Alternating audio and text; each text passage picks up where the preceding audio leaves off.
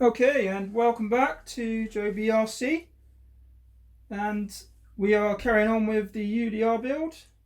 Yes, I said build. It's a rare thing to see the full build of a UDR, but this channel, this is exactly what we're going to be doing. So, last episode, we built up the cage. It was a bit of a long-winded episode trying to get that together, but it all came together, and we've got a basic frame for everything. As you will know if you've seen the other episodes, this is the piece we started with, as well as the sort of big frame piece there. So this episode we are going to get the diff into there.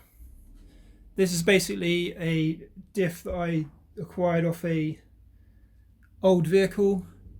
Well, I say old, but it was a brand new vehicle at one point, and they've just taken it out and sold it off. So great for me because I've got a brand new piece and a brand new case to go on top, and it's pretty much the same as what this was. This was a brand new housing. It's probably from the same vehicle, but I can't say for sure.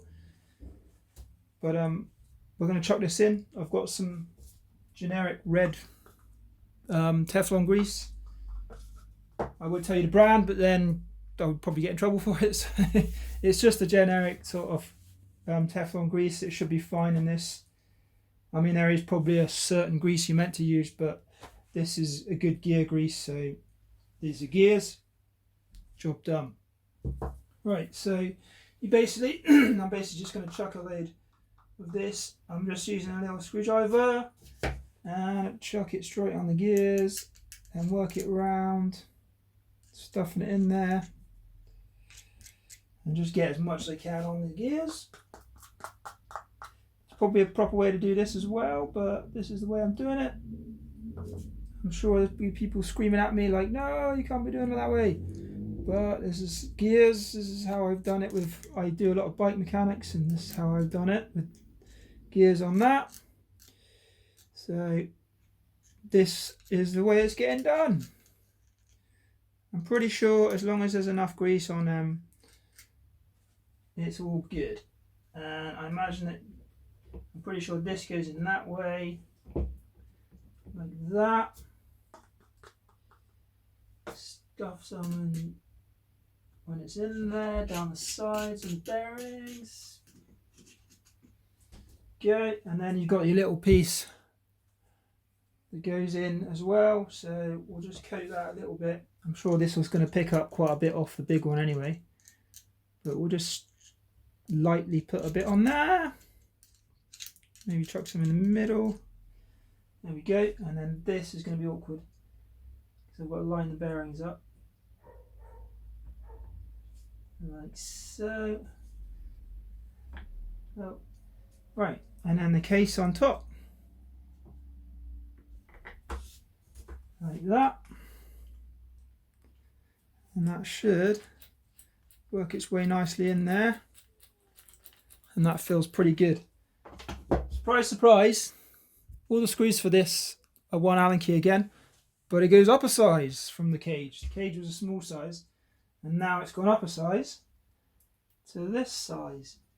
So drop these in here. I'm guessing that these will just work their way in quite nicely because they've probably been threaded from being apart before, where if this was an absolute brand new piece, we'd have to probably thread these in ourselves into the plastic.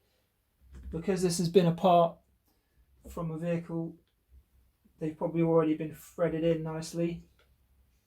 I'm not quite sure how they would have done it originally. Maybe they have got a sort of slight thread in them anyway, but they seem to go in alright. They're not binding or making it doesn't feel like they're making their own thread or anything, so I'm sure this is alright.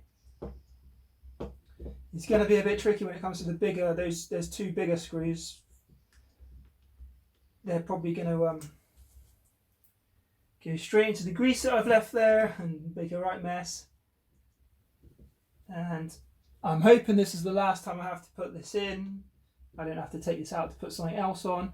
I don't imagine so, because the end piece has got a little hole and it just looks like a drive shaft attachment.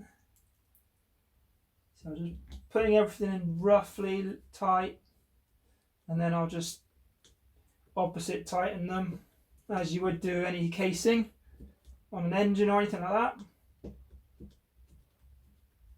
So this is going to be the greasy one. This is going to slop everywhere. And no, you don't need any Loctite with these, because it's just a thread going into plastic, so it pretty much Loctites itself. I've got a bit of grease on this one, but it won't make a difference. So just going to go opposite. I don't want to tighten it too much because it is only plastic, and you don't want to crush and destroy the threads or pull the threads out. Just a quick tweak. You don't want to be turning the Allen key the other way and really doing it. You just, that'll do, and it's in there. I'll tidy that grease up later. But that should be, as long as it's worked its way round and it's moving around, which it should have, that is going to be the diff part. So that's our diff. So you finally got some front end parts there. And the next, this is going to be just a little short one just to get the diff in and give us something workable, so we know that we're working on something. So we've now got the front end going together. I would put it into the chassis, but I have a feeling that that's going to be the last thing we do when we get all the arms and the front all together. The other thing we need to do is take this front off this cage, because we need these side pieces to attach front parts to. So we'll have to just take this front apart so we can use these side pieces to get our arms on there. But for now, that's it. So join us next time. If you've seen the last episode, you will know what arm colours I've got, and that I've got the set of arms. So that will be our next episode, putting the arms in. And hopefully we've got all the gubbins and the bolts and the screws and pins and stuff to put it in with.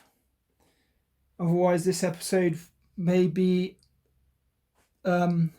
drag on till the next episode. Might be a sort of way down the line because I haven't got the pins. But for now, yeah, please subscribe, like if you like the video, if you like what I'm doing here, and we'll see you next time. Bye for now.